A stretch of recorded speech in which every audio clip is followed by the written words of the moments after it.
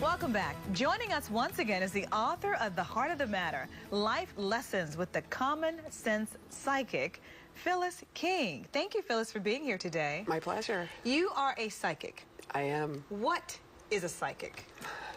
Well, it depends on who you ask. 100 people will have 100 different descriptions. For me, it's someone I perceive the intangible, and I interpret it to people.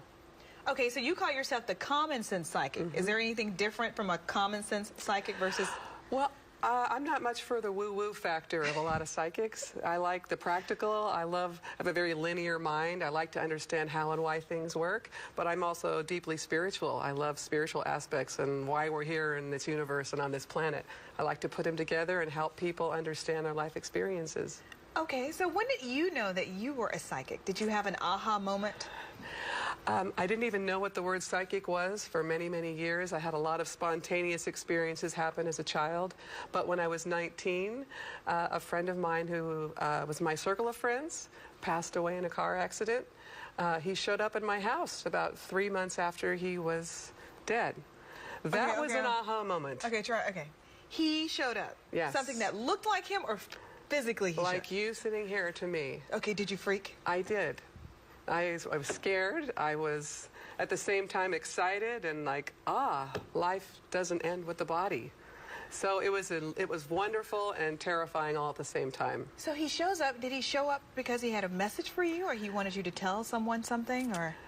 The message was for me, is what I believe, and it wasn't with spoken words. It was a sense that it was a thank you. It was an expression of gratitude, and there's sort of a story behind that that's actually in the book.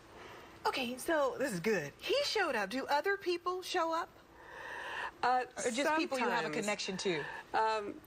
That's a very big question because I do this for a living and I can't control who shows up. And there's a lot that goes on with how that part of life works. Okay, I got a question. So the people that show up, they know that you have this ability to sense them. I don't know that it's just me. It's not like the dimensions are together all at the same time. And it's sort of like if you walk into a room and there's a corner that turns. If you don't turn the corner, you don't see over there. So it's not like they're not always here anyhow. It's like what's ever going on in your awareness or your experience that allows you to be aware of those presences. And sometimes they don't want to be here, or they don't want to interact with you. The frequencies, if you want to call them that, are very dense here, and once you don't have a body, they're very thin.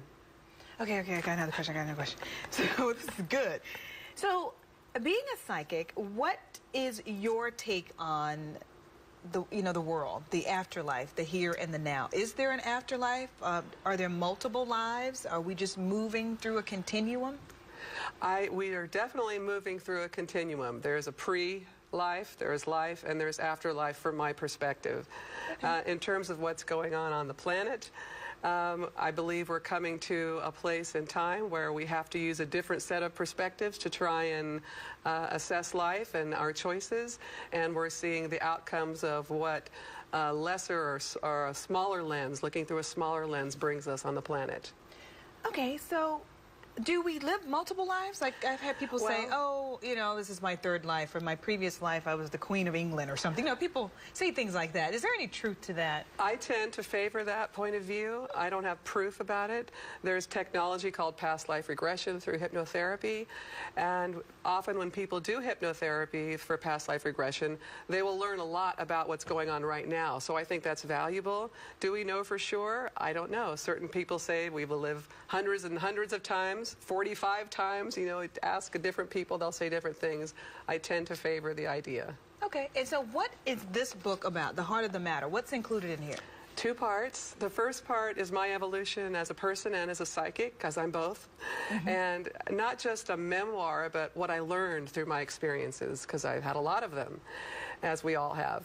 And the second part of the book is a workbook. How do you overcome your challenges? How do you get beyond what's holding you back in your life? And real specific steps to do that.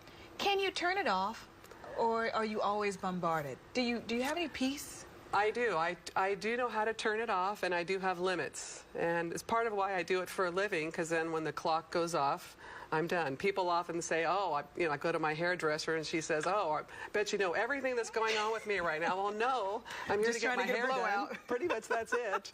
It's just like anyone else who has a job. I do it while I do it, and yeah. Is it a little scary or frightening to know so much about someone? No, I love learning about people. I love knowing what makes people tick. I love hearing about people. It's not scary at all. Sometimes it's scary for them. And I just say, if you don't want to know, don't ask. Okay, so you've met me. Yes. Anything you've come up with that I might want to know about? Well, you are just such an effervescent, creative essence, designed to bring change and, happiness to people, quite frankly. And so I see a lot of things, not in the next year or two, but I would say 4, 5, 6 years down the road. You have a lot more to share on the planet, personally and globally. So you have a lot more to do here. Okay, do you see me moving anytime soon? Well, come on, that's a trick question. I know you're going to Putty, yeah. So yeah.